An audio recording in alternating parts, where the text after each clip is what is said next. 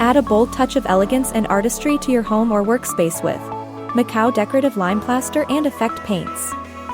Crimson Rust features a rich crimson base with a subtly reflective, almost metallic sheen. Layered with irregular textures and tonal depth, it evokes the look of polished red copper, raw yet refined. To achieve this finish, you'll need red sangria Makaw Decorative Lime Plaster and bronze effect paint, metal trowel, paint pan and a roller brush with design. Be sure that the wall surface is clean and free from dust, dirt, or any loose particles. Apply the first coat of red sangria Makaw lime plaster and let it dry for at least 30 minutes to 1 hour. Once dry, apply a second coat.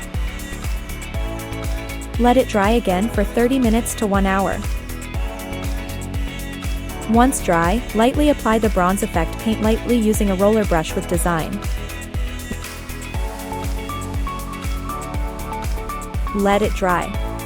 The result is a striking, handcrafted surface that adds drama and sophistication to modern or industrial interiors. Crimson Rust, a new wall design from Makaw Decorative Lime Plaster and Effect Paints. Available in all SINCLAIR Pro Store nationwide.